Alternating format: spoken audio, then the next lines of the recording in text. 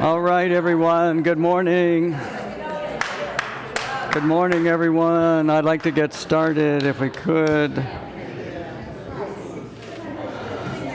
We'll start with a little sound check. Can you hear me in the back?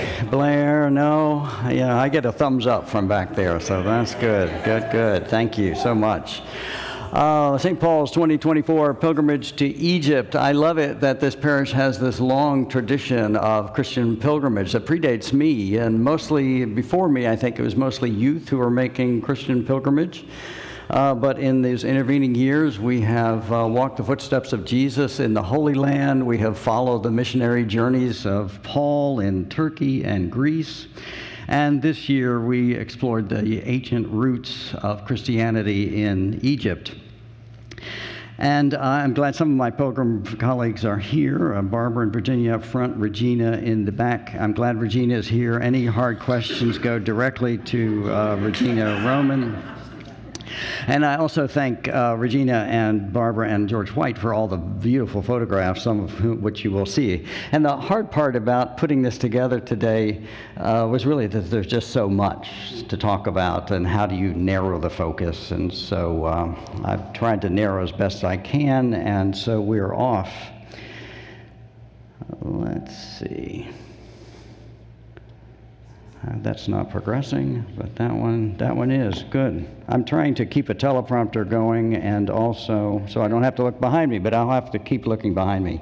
So what I decided to do is to break this talk into three parts. I'm going to do an introduction to the Desert Mothers and Fathers, and then do an overview of the pilgrimage itself, kind of a quick travelogue of all the places we went, but then come back and focus on really two areas of our interest about looking at those ancient roots of Christianity, and focus on Mount Sinai and St. Catherine's Monastery, and then look at some of the early roots of Christianity in the Egyptian culture, ancient Egyptian culture.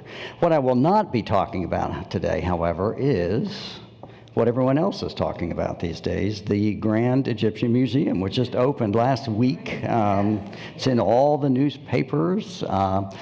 It was difficult to be at our hotel and look across to see this $1 billion museum closed, so we couldn't see it. But it's beautifully positioned so that it looks right at the Giza pyramids and the Sphinx. It's really amazing. So we'll just all have to go back, and that's the answer to that. Desert Mothers and Fathers. So in preparation for this pilgrimage, I've sort of re-immersed myself into the tradition of the Desert Mothers and Fathers. Who you're seeing there are probably the most famous one, Anthony, and he's there with St. Paul the Hermit, not our St. Paul, but another St. Paul. And then that's Amma Theodora there on the other icon. If you notice in the Anthony Paul one, there's a raven. So that one of the stories about them is that the raven would feed them in their cave. They were hermits, and the birds would bring them food. St. Anthony is probably the most famous of this tradition. He's 3rd century. He's the one who's credited with starting this movement of that had the huge impact on early Christianity and the establishment of monasteries in Egypt, in the desert. And so he's 3rd century, but remember that hermits were living from the 1st century in caves in solitude in the Egyptian desert. So he sort of was popularized this movement. And the story is an interesting one. Anthony was in church one Sunday. The gospel was Matthew chapter 19, verse 21. You know the passage. It makes us all cringe every time we hear it. It's the one about people asking Jesus, well, what do I have to do to inherit eternal life? And he says, well, you have to sell all your possessions, give them to poor, and follow me. Well, Anthony heard that lesson that day and followed. He gave up everything and moved to solitude in the desert. And he didn't intend to start a movement, but word got back that this life was so compelling that by the time he died, there were thousands of monastics living in the desert. And worried about the loss of simplicity and solitude, one of those ancient monks famously complained that the desert had become a city, just what they tried to leave. So one of the remnants of this movement is this great wisdom tradition. So on our pilgrimage, we started every day with a word from the Desert Mothers and Fathers and a pilgrim's prayer. So let me just give you a brief, this is a really quick one. This is two old monks lived together for many, many years, and they had never fought. And one said to the other one day, "Why don't we fight like other men?" The other replied, "I don't know how to fight." So the first one said, "Look, I will take a brick and place it between us, and I will say it is mine, and then you reply, 'No, it is mine,' and a fight will begin." So they put a brick between them, and the first one said, "It's mine." The second one said, "No, it's mine." And then the first replied, "Oh, well, if it's yours, just take it and go." So they gave up without being able for cause for an argument. We began each day with this prayer. I ask you to pray with me. The Lord be with you. Let us pray. Blessed are you, Lord our God. You watch over our going out and our coming in from this time forth forevermore. Guide us this day and help us to find your presence in all we do and in all whom we meet. Enlighten us by your Spirit. Strengthen us by your love. Encourage us by your grace. Make us pilgrims who are mindful that wherever we may be on the journey, our home is in you. I like that prayer because it reminds us that our lives are a Christian journey wherever we are. I've got some show and tell for you, and I picked these because I find these fascinating. You may not, but the three things that I've really found fascinating and continue to find fascinating. And that picture of, in both icons of the ancient fathers and mothers, they're holding papyrus scrolls, and Theodora had behind her the papyrus growing. I'm fascinated by the whole process. So papyrus grows everywhere along the Nile. It is harvested, stripped of its outer layers, and then soaked in water for a long time, and then shaved very thinly, and then woven into paper, and then pressed and dried out. All the water goes out of it. And so I brought this piece of papyrus not necessarily for the design on the front, which is ubiquitous in Egypt, but so that you can see, if you hold it up, you can see the weaving in it. Pretty, I think, impressive. Who figured that out? When you think of ancient Egypt, you think of brown, dusty, dirty. So this is Karnak, sort of a picture of the inside of Karnak Temple. But what we don't realize is that when they were new, they were full of color, every inch full of color. So this is this little book's called Egypt Now and Then. So you go to some of the famous sites and then put the overlay of color on top. So I think that's fascinating. And for the first time, this is my second trip. And the first time we went, I only made it to Giza. And those pyramids were so popular for so many thousands of years, they're stripped of everything. So it's very claustrophobic when you go in. There's nothing that you can necessarily see, but every other place we visited, every temple, every pyramid was full of every inch covered in carvings, hieroglyphics, and color, and some you could still see. And this last is my favorite.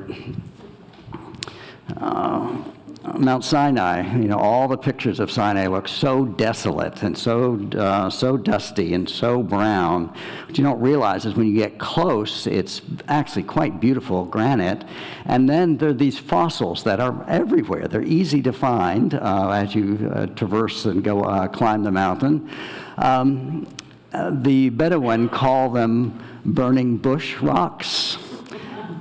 But they're actually a reminder that this mountain range that we call Mount Sinai was once an ocean bed and full of ocean vegetation, so you can see the vegetation on the fossils.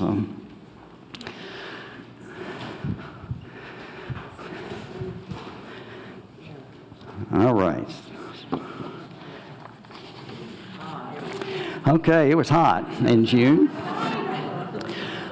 George White even has one of these that has it at 117, I think, when we were in Luxor.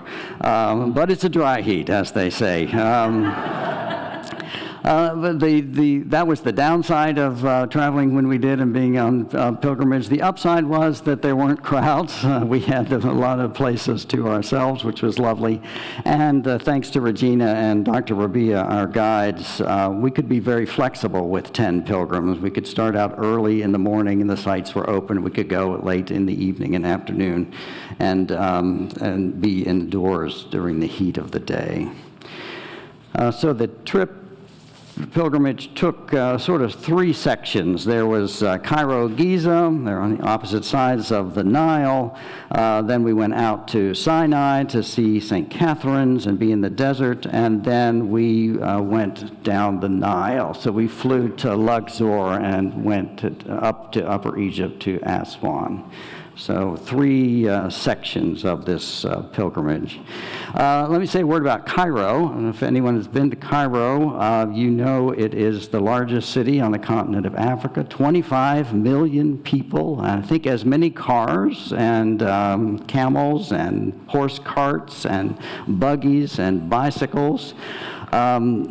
25 million people, no traffic lights and no crosswalks. It's amazing. I've heard the best thing I've heard it explained is an experiment in Newtonian physics. It just sort of works, and it's really amazing to behold, and startling. For the traffic lanes were just a suggestion, mostly ignored, but they're there.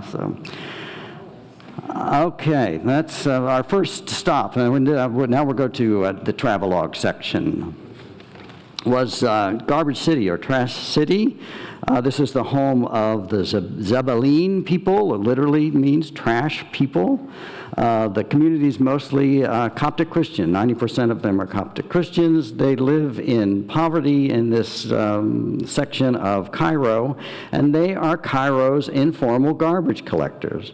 And the amazing thing about this, to me, this system here is how sophisticated it is. 80% of what they bring in is recycled. That's probably the highest of any place in the world. And in this Muslim country, they are allowed to keep pigs. And so that, again, helps with recycling. It's a very efficient process. And one of the amazing things is that I remember looking over this, I'll talk about St. Simon's in a minute. So we're looking from St. Simon's down on Garbage City, and some of those third and fourth story buildings you could look at and see the pigs wandering around in there. So they are there. So this huge church is above them in the caves above the Trash City. It's a Coptic church, St. Simon's Cave Church. It's said to be the largest Christian church in the Middle East. It can hold 20,000 people. It's named for St. Simon the Tanner, and part of the miracle that St. Simon wrought was actually to move this mountain to its place. It moved from one place to another. And Coptic Christians will remind you that they have a claim to be the oldest Christian church, long before Rome, long before Constantinople.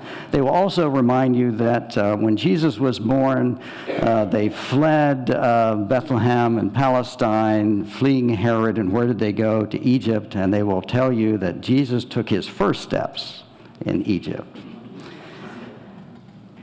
The Coptic Church marks its arrival traditionally with as the Apostle Mark, who came to preach the gospel in Alexandria in the year 40. And I'm always fascinated that the tradition goes to the Apostle Mark for bringing the gospel, but the story about Jesus coming to Egypt is in Matthew's gospel, oddly enough. Okay, then we're off to Saqqara Step Pyramid. This is the oldest stone structure in Egypt, the oldest one. So this goes back to 2600 BCE, and it marked the tradition from moving from mud brick structures to stone pyramids. So this is the precursor of those smooth-sided pyramids that are in our imagination.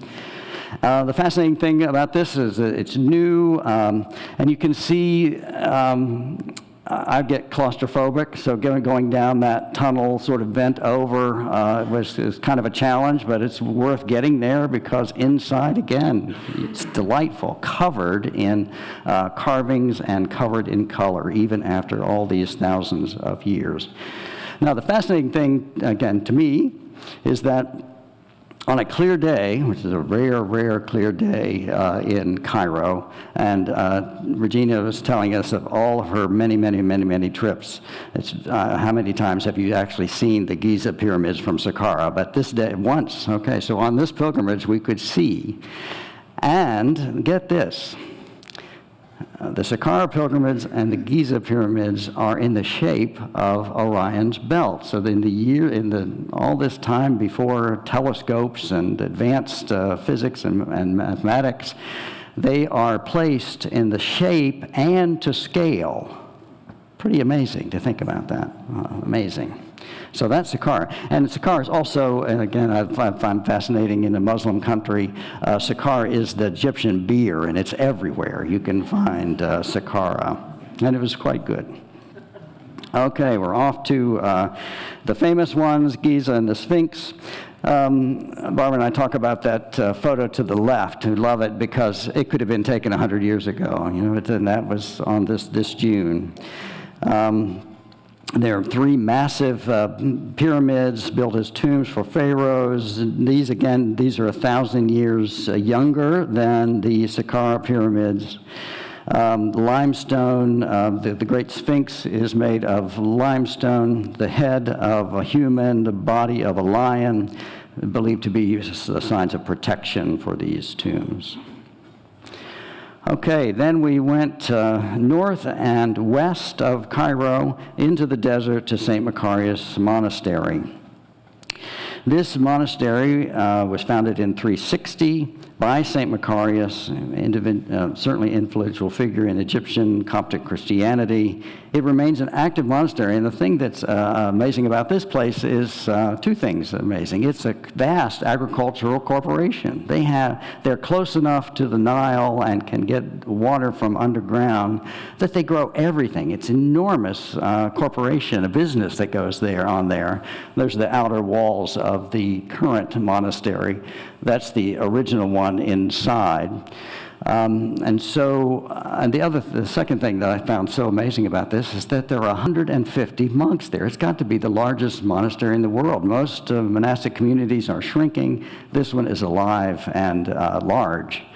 Part of this interior, on the other side, there's a watchtower with a wooden bridge, and so and this is probably at least 1,500 years old. You could pull the bridge up, and all the monks could go inside and be safe. They did have one famous Berber invasion at St. Macarius. An amazing place. What you're looking at in the upper right there is a reliquary, and that's St. Macarius's bones are in that box there. And they also have relics of John the Baptist and Elijah, presumably there. Lots of little chapels and lots of places to go and pray. One of the highlights of this visit was the lovely monk that showed us around chanted in Coptic language in one of the chapels. It was absolutely stunning, beautiful. All right. Then we made it, flew to Sinai, and this is St. Catherine's Monastery. It's built again in the 6th century by Emperor Justinian. It is probably the world's oldest continuously inhabited functioning Christian monastery. It is Greek Orthodox, not Coptic, and it's known for the burning bush where Moses received the law. It's known for icons, and it's known for the library. We'll talk more about that in a minute. We'll focus on those. But there we are, a view of St. Catherine's Monastery and the Sinai behind it, so the rugged landscape. And those are guest houses. That's where we stayed when we were there, and they're right here just outside the walls of the monastery. Okay, Luxor Temple, 1400 BCE, so again, 1,000 years after Saqqara was built. It's Ramesses II. It's known for grand architecture, colossal statues, and the annual festivals that there. So these monumental statues are there along the front. From there, we go to Karnak, which is an enormous complex, temple complex, the largest in Egypt. It's near Luxor. It served as the primary place of worship for the god Amen-Ra, the sun god. Massive columns, obelisks, temples, built over the course of 2,000 years by successive pharaohs.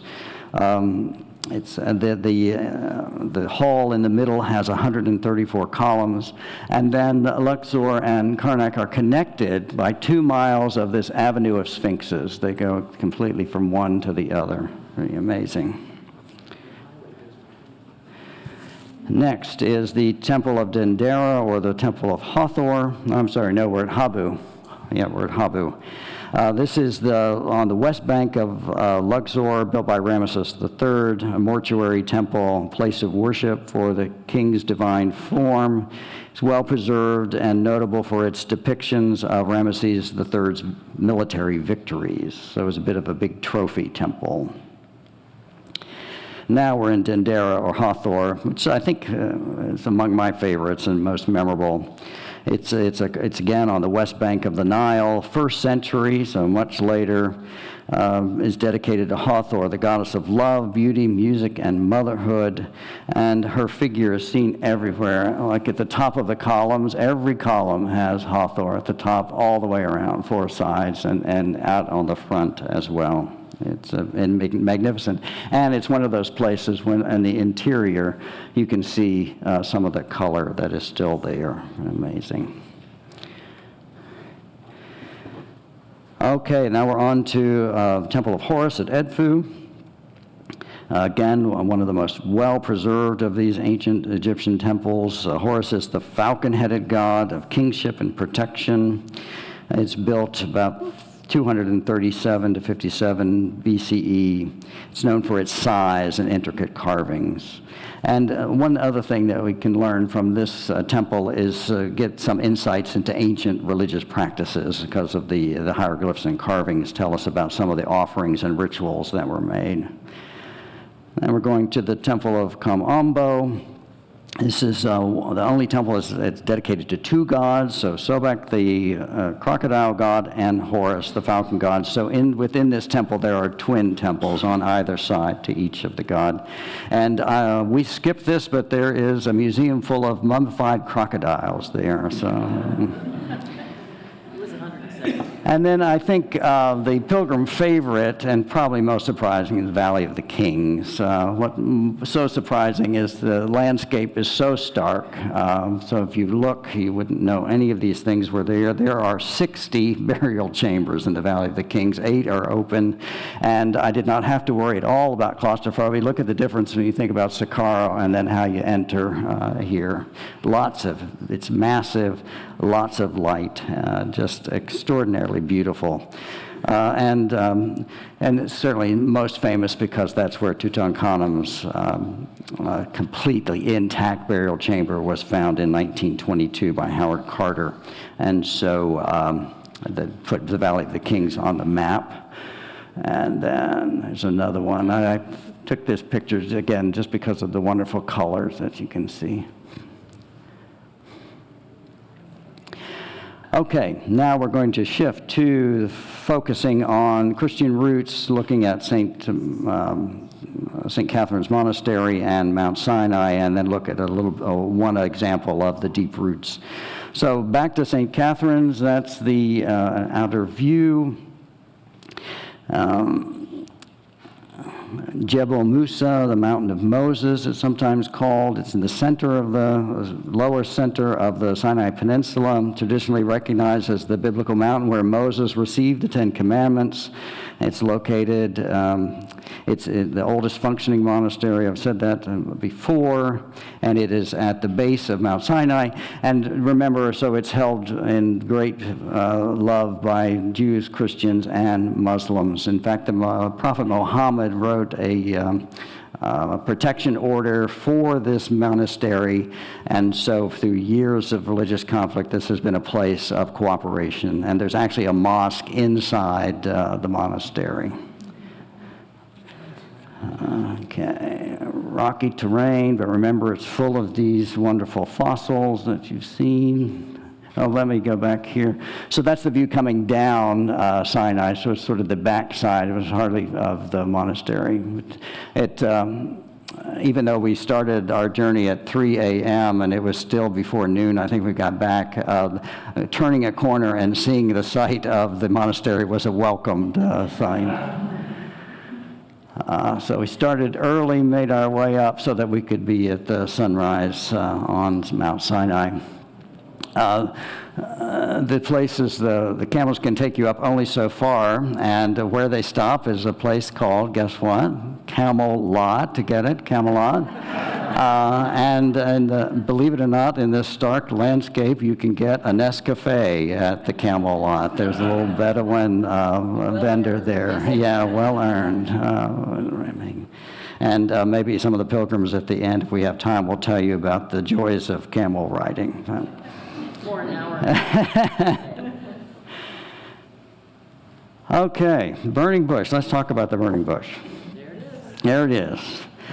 So, it's believed to be the site where Moses heard the voice of God, and remember, had to take off his shoes because he was on holy ground.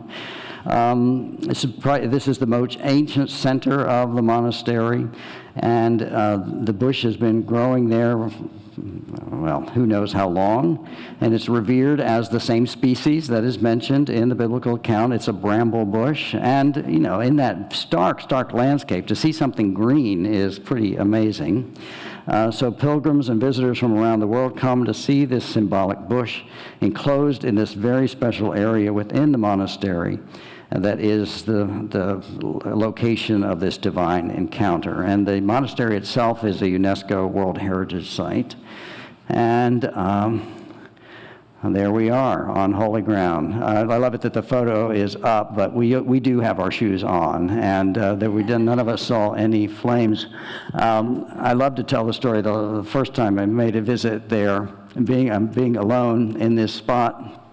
And I have a picture. I was too ornery to try to find it, but literally burning bush, and in the corner down here behind Dr. Rabia was a fire extinguisher. That was very funny. Okay. Now, before you start rolling your eyes, thinking, okay, burning bush, really? Eugenia, who was one of the earliest Christian pilgrims, she's 300, she was in the 300s. It's amazing that people were traveling, and this was a woman traveling, and she kept a diary of her journey.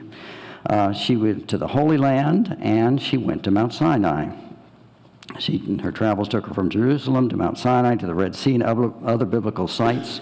She described her journey to Mount Sinai, where she climbed the mountain, believed to be the biblical site where Moses received the Ten Commandments. She provided vivid descriptions of her own spiritual experiences and the liturgical practices that she encountered. So part of what she offers to us is a glimpse of how early Christians worshiped, and it's one of the first accounts of Christian pilgrimage. So what does she say about visiting St. Catherine's? She says that when she was there, she described a special church built on the site of the burning bush. She notes the reverence which the local community has treated this place for centuries, and reflecting on the significance of the biblical event. And she references not only the bush, but the small St. Mary's Chapel, which are both still there today.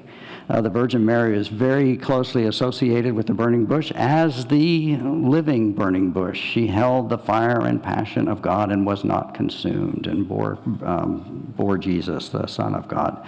So that's the connection. So whether or not it's that was the place where Moses heard the voice, it was close to it, if not it, and pilgrims have been going for nearly 2,000 years. So stop the eye rolling. Okay, burning bush, also icons. It is the largest collection of icons in the world. The oldest. It represents the whole scope of icon writing from the very earliest times. I don't think there are any modern ones, but there are 2,000 icons at St. Catherine's Monastery. And so it covers the whole gamut of styles and techniques. And the most famous is probably the one on the right, Christ Pantocrator, all-powerful, ruler of all. It's striking, you see images of it all the time, but it's a large icon. That's one of the things that makes it significant. But the other thing, and scholars have been looking at this for years and years and years, and if you were to put a line down the center of Jesus, you see on this side, if you can imagine, sort of a stern-looking Jesus holding the law, the all-powerful, all-knowing judge. If you look at the other side there, there's sort of more divine, a human Jesus who is actually blessing and a sort of a compassionate lover of souls, all in one icon. It is very striking. And it's one of those that anywhere you are in the room, Jesus is looking at you. So. And then I picked the classic Madonna and Child. There are lots of those. But I love this third one. In Western art, Jesus' birth is usually depicted in a stable, which we hear from Luke's Gospel, or in Roman ruins. But the third strong tradition, and strongest in the Eastern Church, is that Jesus was born in a cave. And those pilgrims who have been with us to the Holy Land and to Bethlehem certainly find that the most plausible. So when you go to visit, you can still to this day go to the Shepherd's Caves underneath Bethlehem. So I love that icon. And I want to stop there. Tina, do you have anything to add about these? You're an expert on these. So. No? Okay. Well, we'll come back to you. Again, any hard questions you get. Okay, so we've got a burning bush. We've got the world's priceless collection of icons. And that having the protection for the Prophet Muhammad himself and being so far off the beaten path, it really helped preserve all of these things. So that's why the collection is so great. And that's why they also have this wonderful ancient library. The man you see on the left is Father Justin. He was there 20 years ago at St. Catherine's when we visited. Believe it or not, Father Justin was born in Texas. He joined the Greek Orthodox monastery at Cambridge in Massachusetts, and I think at a very early age it was discerned that he had the gifts and skills that the church needed at St. Catherine's. So he's been the head librarian there for decades. And the last time we were there, he was engaged with the Guggenheim and Metropolitan Museum to start digitizing the library. So there are 3,000 volumes, and they've done 1,800 at this point, so it's still an ongoing work. But he responds to scholars from around the world looking for particular manuscripts, and a lot of this is done by email these days, but sometimes scholars still do come to the library. And I think lots of amazing, fascinating things. So you're in this ancient monastery, and then you enter this sort of state-of-the-art library. But it's interesting that you think, oh gosh, this is all temperature controlled and humidity controlled. One of the reasons that it survives so long is they don't need it. When the temperature is really high, the humidity is very low. And when the temperature gets cool, the humidity raises. So it's very almost constant. And the other thing that was shocking to me is that we get in there and he starts talking to us. He just opens a door and brings out an ancient manuscript. And goes to another door, brings out an ancient manuscript, puts them on the table, and that's this little, opens them so we can see them. And he said that, they used to make sure you had gloves with the oils of your hands, and he said that caused more problems with tearing the paper, so they've gone back to just using their hands. And so there he is. You didn't mention that it's the second largest collection of these. Yeah, so next outside the Vatican has the larger one, but so 3,000 volumes here. And there's another. And he opened this one for us so we could see that illustration of Moses receiving the Ten Commandments. So amazing. So this beacon of Christian heritage and knowledge continues to this day. And one of the things that's there, we didn't get to see it, but is a codex called Sinaiticus, Codex Sinaiticus, which is one of the oldest complete manuscripts of the Bible, is there. Okay, let's quickly look at Christian roots. So in Egypt, long before Christ, there was virgin birth, there were savior kings, one creator God, belief in an afterlife, sacred texts, communal rituals, and the idea of living an ethical life. So all of those things were in place thousands of years before Jesus. Let me just show you one example, which I think is very telling. So this is Psalm 104. How many are your deeds, O Lord? You have carried them all out with wisdom. The earth is full of your creation. So that's about between the 9th and 5th century BCE, the Psalms. And then the Atem's hymn is very, very parallel. How many are your deeds, though hidden from sight? O so God, beside whom there is none. You made the earth following your heart when you were alone with people, herds, and flocks. So 500 years before the Psalms. So one suggestion is perhaps that David or the writer of the Psalms might have had access to some of these ancient writings. And so that gets me thinking, okay, is Christianity just a continuation? Is it sort of the same thing under a new label? And so as soon as I start worrying about that, thank heaven St. Augustine comes to the rescue. And he reminds us that Christianity existed in Egypt before Christ and never did not exist. So there is this continuation, but it's also that Christ is the fulfillment, the newness of all of that, bringing all of it to fulfillment. And I love this icon of St. Augustine because it's one of the most accurate descriptions of him. We forget that he is a North African theologian, the greatest theologian of the early church and perhaps of any day was a North African, a man of color. And that reminds me of being in Cairo and traveling,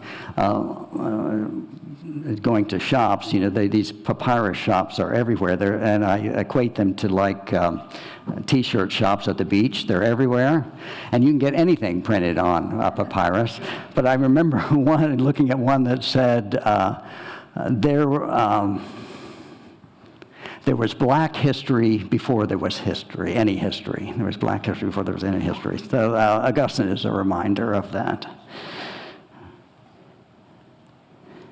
So I started with wisdom of the desert mothers and fathers. I want to end with one which I thought was very poignant, and it was our last meditation on our last day. And this story goes that Brother Serapion once traveled on pilgrimage to Rome, and he was a Coptic a hermit.